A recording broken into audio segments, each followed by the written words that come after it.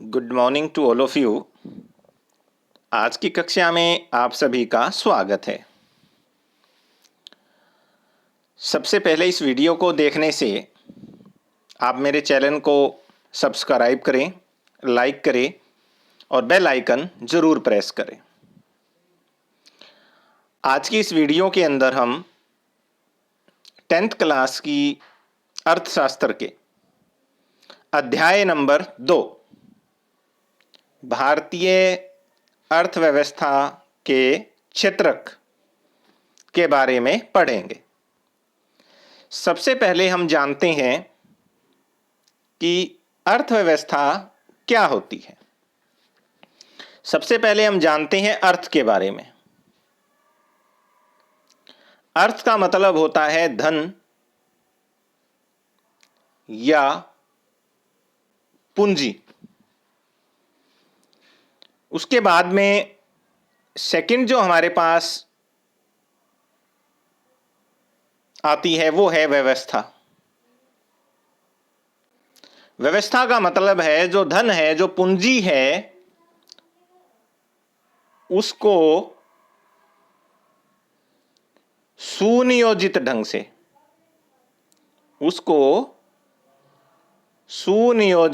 ढंग से प्रयोग करना।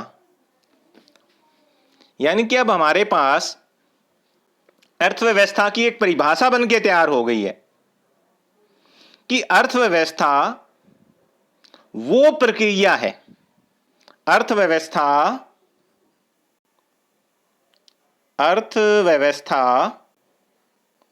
वो प्रक्रिया है जिसके द्वारा पूंजी का सुनियोजित ढंग से प्रयोग करके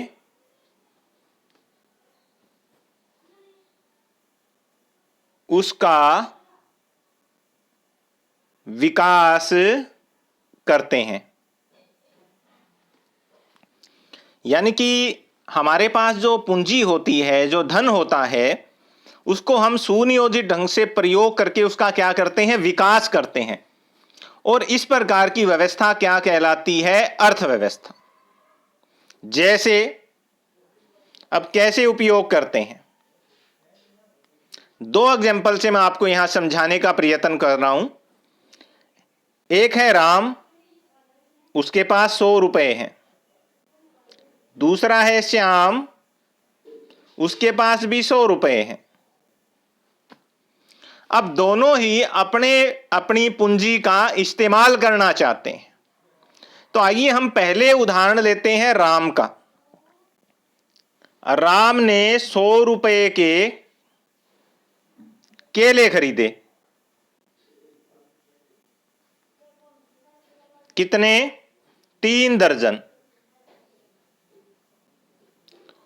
और उसने उन 3 दर्जन केलों को किसी अन्य विक्रेता को क्या कर दिया, बेच दिया। कितने रुपए में 3 दर्जन केलों को? 125 रुपए में। उसके पास रुपए कितने थे? 100।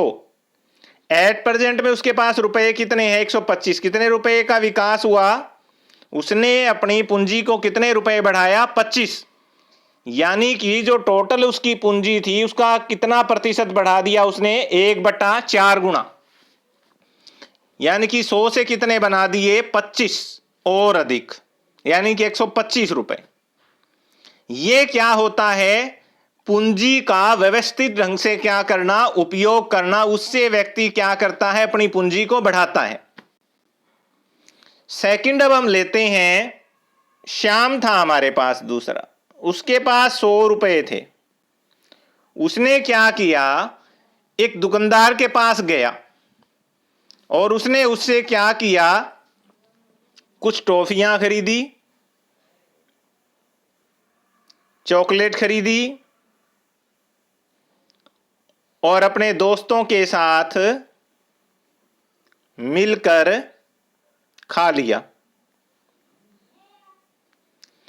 अब श्याम के पास कितने रुपए हैं? 0। कितने रुपए हैं? 0। यानी कि श्याम ने अपनी पूंजी का व्यवस्थित ढंग से उपयोग नहीं किया, निवेश नहीं किया और उसने अपने 100 रुपए खर्च कर डाले।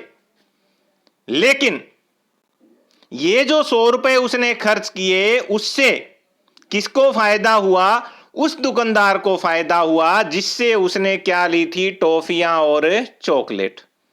अब उसको क्यों फायदा हुआ? क्योंकि वो व्यक्ति भी अपनी पूंजी को व्यवस्थित ढंग से क्या कर रहा था? उपयोग कर रहा था। श्याम ने अपनी पूंजी क्या कर दी? गवा दी। लेकिन दुकानदार ने अपनी पूंजी को क्या कर लिया? बढ़ा लिया।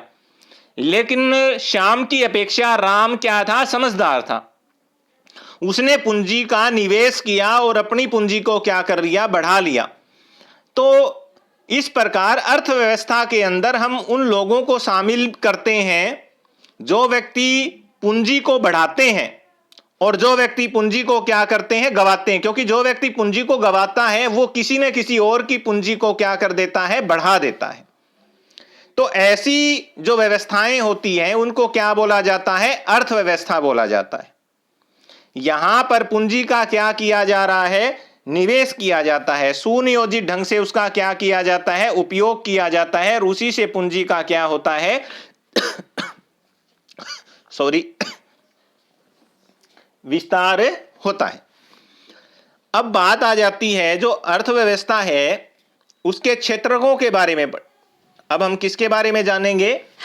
अर्थव्यवस्था के क्षेत्रकों के बारे में, कि जो अर्थव्यवस्था है उसके जो क्षेत्रक हैं वो भिन्न भिन्न है। क्योंकि यदि हम अर्थव्यवस्था को देखेंगे तो हमारे आसपास के क्षेत्र के अंदर कई प्रकार की गतिविधियां थी जो अर्थव्यवस्था में सहायक थी। जैसे कि राम और श्याम दोनों ने अर्थव्यवस्था में सहायता की, लेकिन एक ने अव्यवस्थित तरीके से, एक ने व्यवस्थित तरीके से। क्योंकि जो राम है उसने भी तो 3 दर्जन केले किसी दुकानदार ने खरीदे थे, तो उसकी भी पूंजी में बढ़ोतरी की और अपनी पूंजी में भी उसने बढ़ोतरी की। तो यहां उसी आधार पे हम क्या करते हैं? क्षेत्रकों को क्या करते हैं? बांटते हैं। जैसे ये जो आपको एक चित्र दिखाई दे रहा है, यहां पर एक व्यक्ति किसी महिला को डाक दे रहा है। यहां एक कुली है, वजन उठा रहा है। यहां एक महिला है, कपास चुन रही है। यहां एक व्यक्ति है, ईंट का निर्माण कर रहा है। और यहां एक महिला है जो दुकान पर किसी को सामान दे रही है, सामान बेच रही है। अब यहां पर हमारे पास 5 समूह हैं और इन पांचों के काम क्या है? अलग अलग हैं। इन पांचों के काम से ही पूंजी को क्या किया जा रहा है? कमाया जा रहा है। यहां पर डाकिया क्या कर रहा है? सेवा दे रहा है, पत्रों को एक स्थान से दूसरे स्थान पर भेज रहा है। यहां पर जो कुली है वो भी क्या दे रहा है? सेवा दे रहा है, माल को एक स्थान से दूसरे स्थान पर क्या कर रहा है? भेज रहा है। इसके अलावा ये महिला है, यहां पर क्या कर रही है? कपास चुन रही है। ये सेवा नहीं दे रही है, ये क्या कर रही है? उत्पादन कर रही है। किसी वस्तु का क्या कर रही है? उत्पादन कर रही है। यहां पर एक महिला आपको क्या कर रही है? सामान बेचती हुई दिखाई दे रही है। ये भी क्या दे रही है? आपको सेवा दे रही है। जबकि यहां एक व्यक्ति आपको ईंट जो है निर्माण में लगा हुआ है, ये क्या कर रहा है? उत्पादन कर रहा है। यानी कि जब हम इन पांचों को देख रहे हैं तो हमें ये पांचों व्यक्ति अलग अलग गतिविधियों में क्या लगते हैं? संलिप्त लगते हैं। और इन्हीं गतिविधियों के आधार पर हम अर्थव्यवस्था को क्षेत्रकों में बांट लेते हैं। किसमें बांट लेते हैं? क्षेत्रकों में, ताकि उनका अध्ययन करना हमारे लिए क्या हो जाए? आसान हो जाए। तो अर्थव्यवस्था का जो अध्ययन हम करते हैं वो किसमें करते हैं? उनको क्षेत्र के आधार पर बांट के करते हैं। इससे हमें अर्थव्यवस्था को समझने में क्या मिलती है, आसानी होती है। और जब हम इनको समूह के रूप में इकट्ठा कर लेते हैं, जैसे कि सेवा वालों को अगर हम इकट्ठा कर लें तो ये क्या हो गया, एक अलग क्षेत्र बन जाता है। इसको हम क्या कहते हैं, क्षेत्रक कहते हैं। उत्पादन करने वालों को अगर हम अलग समूह में डाल लें और उनको अगर मिला लें तो क्या कहलाता है, वो क्षेत्रक। क्या कहलाता है, वो हमारा क्षेत्रक कहलाता है। तो इस आधार के ऊपर यदि हम अर्थव्यवस्था के क्षेत्रकों की बात करें तो वो हमारे पास कितने होते हैं, 3। कितने होते हैं, 3। प्राथमिक, द्वितीयक,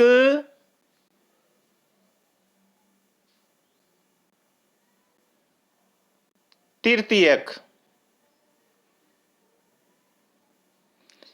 यानी कि जो काम करने का जो तरीका है, उत्पादन करने का जो स्टैंडर्ड है, उसके आधार पर हम 3 भागों में डिवाइड करते हैं, प्राथमिक, द्वितीयक और तृतीयक। तो आइए सबसे पहले हम प्राथमिक के बारे में जानते हैं। जैसे नाम से ही पता चलता है, प्राथमिक का मतलब होता है पहला।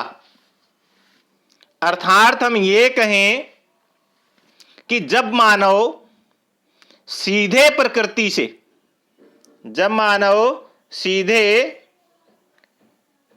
प्राकृतिक संसाधन से या प्राकृतिक कारकों से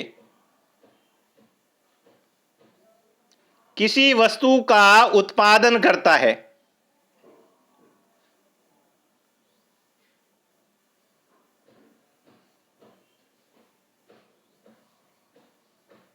तो वो क्या कहलाती है, प्राथमिक। क्योंकि ये किसी उत्पादन का पहला चरण है। डायरेक्ट प्रकृति से क्या किया जा रहा है, उत्पादन किया जा रहा है। और प्राथमिक इसको इसलिए भी कहा जाता है, पहले उत्पाद के साथ साथ ये अन्य क्षेत्रकों को आधार प्रदान करता है। आधार प्रदान करता है। जो दूसरे क्षेत्र हैं उनमें जो सेवाएं होती हैं, उनमें जो उत्पादन होता है, उसको आधार प्रदान करने का काम कौन करता है, प्राथमिक क्षेत्रक। अब कौन कौन से जो कार्य हैं मानव के, जो आर्थिक क्रिया है, वो प्राथमिक क्षेत्र में आती है। तो जैसे डेयरी, जो डेयरी है उसमें व्यक्ति क्या करता है, पशुओं को रखता है और दूध निकालता है। दूध क्या है, प्राथमिक उत्पाद है। और अगर उसी दूध से हम मावा निकाल करके पेड़ा बना लें तो द्वितीयक उत्पाद है। उसी दूध से अगर हम घी बना लें, उसी दूध से हम क्या बना लें, घी बना लें या मक्खन बना लें या पेड़ा बना लें या कोई अन्य मिठाई बना लें, तो किसमें चली जाएगी, सेकंड। क्योंकि ये जो दूसरा जो उत्पाद है उसको आधार किसने दिया, दूध ने। तो ये कौन सा हुआ, प्राथमिक। डेयरी के बाद कृषि। अब जो खेती हम करते हैं तो धरती क्या है, भूमि क्या है, प्राकृतिक उत्पाद है। इसके ऊपर हम जल से सिंचाई करते हैं, कौन सा उत्पाद है, प्राकृतिक उत्पाद है। सूर्य का प्रकाश लेकर के पौधे बढ़ते हैं तो कौन सा उत्पाद है, प्राथमिक उत्पाद है। और उसी से खेती का क्या होता है, प्रादुर्भाव होता है। और किसान जो है फसल क्या करता है, उगाता है। जैसे उसने गेहूं उगा ली, गन्ना उगा लिया, और अगर उसी गन्ने को मील में बेच करके चीनी बना ली तो वो दूसरा आधार है, द्वितीय क्षेत्र। लेकिन उस द्वितीय क्षेत्र को आधार कौन दे रहा था, प्राथमिक क्षेत्र। क्योंकि उस मील के अंदर चीनी तब तक नहीं बनेगी जब तक वहां पर गन्ना नहीं जाएगा। तो ये तो था हमारे पास प्राथमिक। मत्स्य पालन है, हम मछली पाल लेते हैं, ये भी किस में आएगा, प्राथमिक उत्पाद में आएगा हमारे। तो किस में चला जाएगा ये? प्राथमिक क्षेत्र में। तो जितने भी हमारे उत्पाद हैं आगे द्वितीयक क्षेत्र के, उन सभी को ये आधार देता है और इनसे ही हम अन्य वस्तुओं का क्या करते हैं? निर्माण करते हैं। उसके बाद में इन क्षेत्रक को, प्राथमिक जो क्षेत्रक है इसको क्या बोला जाता है? एक और अन्य नाम भी है, सहायक क्षेत्रक भी कहते हैं, क्योंकि ये अन्य क्षेत्रकों को क्या करते हैं? सहायता प्रदान करते हैं। या इसको कृषि क्षेत्र भी कहा जाता है, क्योंकि इसमें सारी जो गतिविधियां हैं वो किससे जुड़ी हुई होती है? खेती से जुड़ी हुई होती है, इसलिए इसको क्या बोला जाता है? कृषि क्षेत्र बोला जाता है। अब यहां एक शब्द बार बार आ रहा था कि धन कमाया जाता है या आर्थिक क्रिया की जाती है, तो हमारे पास दो पॉइंट यहां पर समझने बहुत आवश्यक हो जाते हैं। पहला पॉइंट है आर्थिक क्रिया। पहले तो विद्यार्थियों को यह समझना जरूरी कि आर्थिक क्रिया क्या होती है, यानी कि वह क्रिया जिसको करने से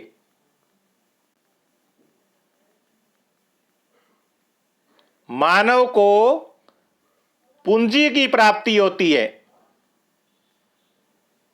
पूंजी की प्राप्ति होती है, वो हर प्रकार की क्रिया क्या कहलाती है? आर्थिक क्रिया।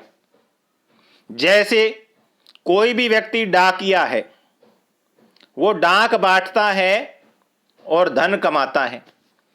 कोई भी किसान है, वो खेती करता है और धन कमाता है।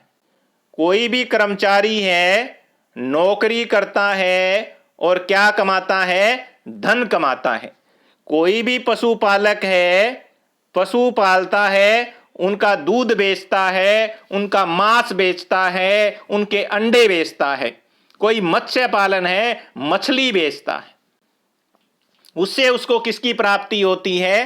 पूंजी की। उसको क्या होती है? आय होती है। तो वो सारी क्रियाएं जिनको करने से मानव को आय प्राप्त होती है उसे क्या कहते हैं? आर्थिक क्रिया। तो प्राथमिक क्षेत्र के अंदर हम उन्हीं आर्थिक क्रियाओं को क्या करते हैं? शामिल करते हैं। दूसरी हमारे पास आती है आर्थिकेतर क्रिया। आर्थिकेतर क्रिया ये दूसरे प्रकार की क्रिया है। ऐसी क्रिया जिसको करने से पूंजी की प्राप्ति नहीं होती। किसकी प्राप्ति नहीं होती? पूंजी की प्राप्ति नहीं होती। उन क्रियाओं को क्या कहते हैं? आर्थिकेतर क्रिया। अब बच्चों आप सोच रहे होंगे कि जी ऐसी कौन सी क्रिया है? काम तो व्यक्ति कोई भी करे, उससे उसकी क्या होती है? आय तो उसको होगी, उसको पूंजी तो उसे प्राप्त होगी। पर बेटा ऐसा नहीं है। फॉर एग्जाम्पल, एक महिला अपने बच्चे को दूध पिलाती है।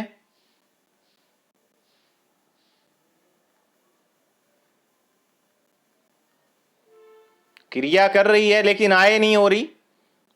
अपने बच्चे को पालती और पोसती है। क्या उसको आय की प्राप्ति हो रही है? नो। दूसरा, एक अध्यापक घर में अपने बच्चे को पढ़ाता है।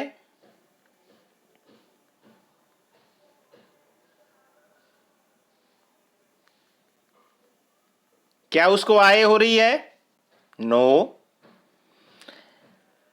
एक अध्यापक स्कूल में बच्चों को पढ़ाने के बाद किसी भी स्टूडेंट से गली में मिल जाता है और बच्चे को कोई प्रॉब्लम होती है, उस प्रॉब्लम को, उस सब्जेक्ट की वो टीचर क्या कर देता है? दूर कर देता है। उसकी समस्या को क्या कर देता है? दूर कर देता है समस्या को। तो क्या उसको वहां आय की प्राप्ति होती है? नहीं होती है। तो इस प्रकार बहुत सी क्रियाएं ऐसी भी होती हैं जिनको करने से मानव को आय की प्राप्ति नहीं होती, क्योंकि वो उसके कौन से दायित्व होते हैं? नैतिक दायित्व। वो उस समय अपने नैतिक दायित्व का क्या कर रहा होता है? निर्वहन कर रहा होता है, और उससे किसी भी प्रकार की उसे आय प्राप्त नहीं होती। जैसे कि हम स्वच्छता अभियान को चलाने के लिए अपना श्रम जो है स्वच्छता के लिए दान कर देते हैं, तो उसे कोई भी आय प्राप्त नहीं होती। उसके बाद हम पहुंचते हैं सेकंड क्षेत्र के ऊपर। द्वितीय क्षेत्र आता है हमारे पास। नाम से पता है कि दूसरा क्षेत्र, अर्थात प्राथमिक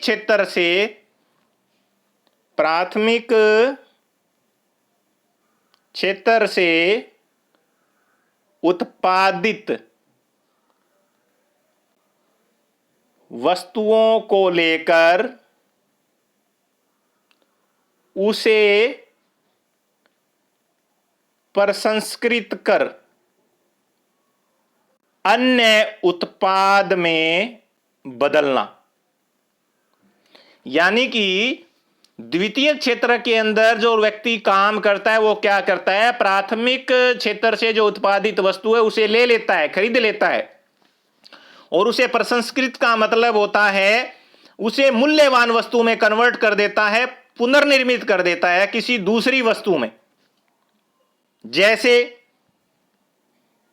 गेहूं से क्या बना दिया, डबल रोटी बना दी, बिस्कुट बना दिया,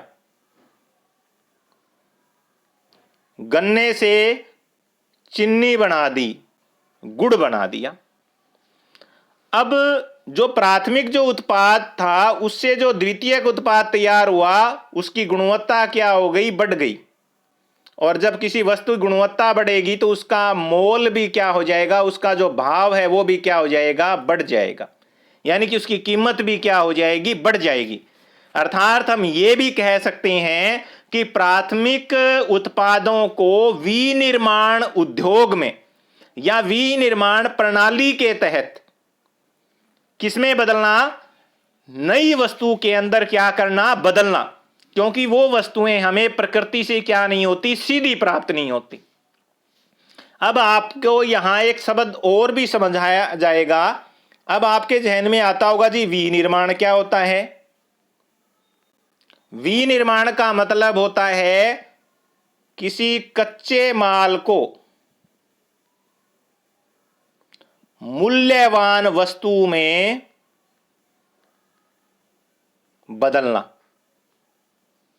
अब जैसे गेहूं से डबल रोटी बनाई हमने, सोना था हमारे पास उसका हमने आभूषण बना दिया, लोहा था हमारे पास हमने उसकी कार बना दी, रेलगाड़ी बना दी, हमने हवाई जहाज बना दिया, हेलीकॉप्टर हमने बना दिया। तो ये सारे क्या कहलाते हैं, विनिर्माण उद्योग, जिसके अंदर इस प्रकार की वस्तुओं का निर्माण किया जाता है। उसके बाद में हमारा नया क्षेत्र आ जाता है और उस क्षेत्र का नाम है तृतीयक। कौन सा क्षेत्रक है, तृतीयक। अब हम बढ़ते हैं किसकी ओर, तीसरे की ओर। दो हमें समझ आ गए अच्छे से। अब हम किस क्षेत्र की ओर बढ़ते हैं, तृतीय क्षेत्र की ओर बढ़ते हैं कि तीसरा क्षेत्र क्या है। अभी हमने प्राथमिक और द्वितीयक के बारे में पढ़ा। अब प्राथमिक और द्वितीयक क्षेत्र के बाद हमारे पास एक और आर्थिक गतिविधि आती है जो किसमें आती है, तीसरी के अंतर्गत आती है, और ये पहले वाली दोनों से क्या है, भिन्न है। अभी हमने देखा कि जो प्राथमिक वस्तुएं हैं वो द्वितीयक क्षेत्रक में आकर के अपना स्वरूप बदल लेती है। अब आप ये सोचिए कि वो प्राथमिक जो वस्तु है वो द्वितीयक क्षेत्रक तक गई कैसे। वो अपने आप तो चल के नहीं गई, उस वस्तु को ले जाया गया। अगर ले जाया गया तो किसका इस्तेमाल किया गया, परिवहन का इस्तेमाल हुआ। और जब वो वस्तु परिवहन के जरिए वहां गई तो अधिक मात्रा में जब वो वस्तु चली गई तो उसको क्या किया गया, भंडारित किया गया, भंडारण किया गया उसका। और जब हमें भंडारण करना पड़ा तो उसके लिए हमें किसकी जरूरत पड़ी, गोदाम की जरूरत भी पड़ी। किसकी जरूरत पड़ती है, गोदाम की जरूरत पड़ी। फिर क्या था, जब हम माल खरीद रहे थे तो हमें अचानक पैसे की जरूरत पड़ी ज्यादा और हमारे पास था नहीं, तो फिर हम किसके पास गए, बैंक के पास गए, जिसने हमें क्या दिया, कर्ज दिया। फिर हमें यह डर सताया कि कहीं हमारा प्राथमिक उत्पाद या द्वितीयक जो उत्पाद जो है वो खराब ना हो जाए, तो फिर हमने क्या किया, बीमा करवाया। तो फिर हम कहां पर गए, बीमा कंपनी के पास गए। यानी कि जो पहली और द्वितीयक जो क्रियाएं हमारी हो रही थी वो इस तृतीयक सेवाओं के बिना क्या नहीं हो रही, संभव होती दिखाई नहीं दे रही है। हमें क्या नहीं होती दिखाई दे रही है, संभव होती दिखाई नहीं दे रही है। और जितने भी हमने यहां पर कारक पढ़े, बैंक, बीमा, परिवहन, भंडारण, ये क्या करते हैं, प्राथमिक और द्वितीयक क्षेत्र को क्या देते हैं, सेवा देते हैं। क्या देते हैं, सेवा। इसलिए इसको क्या बोला जाता है, तृतीयक क्षेत्रक या फिर सेवा क्षेत्रक। क्या बोला जाता है इसको, तृतीयक क्षेत्रक या फिर सेवा क्षेत्रक। तो जो सेवा जो क्षेत्रक होता है इसकी हमें सबसे ज्यादा जरूरत होती है, क्योंकि ये हमें प्रत्यक्ष तो वस्तु का उत्पादन करता हुआ दिखाई नहीं देता। किसी भी वस्तु के उत्पादन में प्रत्यक्ष रूप से सहायता नहीं करती। अगर हम किसी भी बस को ले जाकर के किसी खेत में खड़ी कर दें, किसी बस को हम क्या कर दें, कपास के खेत में खड़ी कर देते हैं, तो क्या वो कपास चुन सकती है, नो।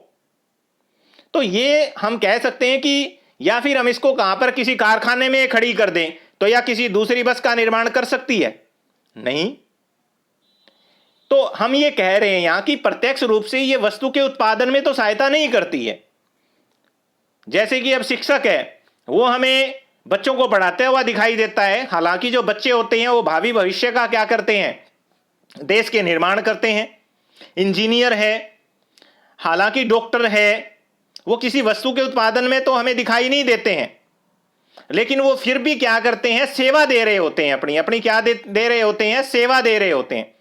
और भी बहुत से क्षेत्रक हैं ऐसे, जैसे कि टेलीफोन है, इंटरनेट कैफे है, बूथ है, कॉल सेंटर है, या फिर सॉफ्टवेयर कंपनियां हैं। ये भी लोगों को अपनी क्या देती हैं, सेवाएं देती है। तो इस आधार पर किसी भी अर्थव्यवस्था को समझने के लिए पहले हमें उसकी अंतर्गत जो आर्थिक गतिविधियां हो रही है उनको क्या करना होता है, अलग अलग गतिविधियों को अलग अलग क्षेत्रकों में हम क्या कर लेते हैं, डिवाइड कर लेते हैं। और उस आधार पर हम अर्थव्यवस्था को बहुत अच्छी प्रकार से समझ सकते हैं। और इन तीन क्षेत्रकों के जरिए हमने समझा कि किस प्रकार अर्थव्यवस्था क्या करती है, काम करती है। अब हमारा नेक्स्ट जो पॉइंट यहां पर जो स्टार्ट हो रहा है उसके बारे में अब हम जानेंगे यहां।